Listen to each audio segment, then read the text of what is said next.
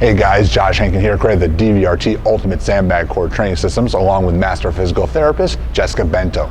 So what we're going to talk about today is one of my favorite Ultimate Sandbag exercises, and when people think of sandbag training, it's one of the exercises they think of the most, which is shouldering. Why don't we talk about it more often? A lot of times it's a more advanced strategy, so it's an exercise that takes a little more awareness in how both you're setting up your ultimate sandbag, how you're picking it up, and how you absorb the force coming in towards you. It's really great because it's really unique. It's creating triple extension of the body and asymmetrical loading upon the frame.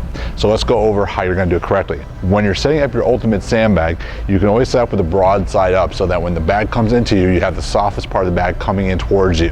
However, you have to realize because you're scooping up from the floor, it's the lowest range of motion. So if Jessica goes ahead and sets up in the position here, she needs to make sure when she's ready to lift it that her back is not rounded. She's got a nice straight alignment down here. If you don't have that type of hip mobility, definitely elevate the ultimate sandbag upon a step or some type of platform. Now keeping the weight upon her heel, she's basically going to jump the weight up to her shoulder. Nice. Now see, when she absorbs the weight, she doesn't contour her hips. A lot of people, when they catch that weight, they just sort of get lazy and sit their hips like this. That's really bad for your hip and low back. Now to bring it down, she clasps both hands and will follow the bag back down to the ground. Nice. So why don't you just throw it down? Because you lose that whole opportunity to learn eccentric or deceleration of the weight. So if we do it again, we're going to turn it maybe a little bit to the side, Jessica. Look how nice and flat her back sets. Look how she's a little bit forward upon the bag. Nice straight back, arms are straight, chest is up. Nice. So the arms only bend upwards to help direct the weight. They don't actually pull the weight upwards. So we'll come back down, we'll do one time the opposite shoulder.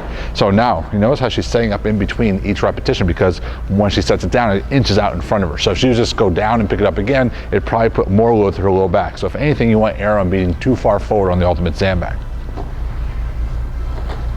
Nice, Jessica. And see how she's not squatting? She hip hinged to absorb it. She's setting herself up. Now she can squat, she can lunge, or she can do this for repetition. And back down.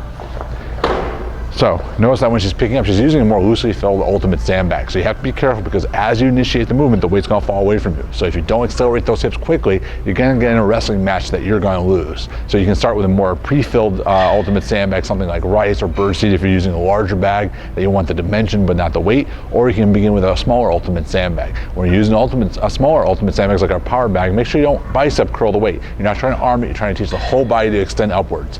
Tremendous power drill if done correctly, and using our DVRT system is the right way to go about using these dynamic tools. So check out more at dvrtfitness.com.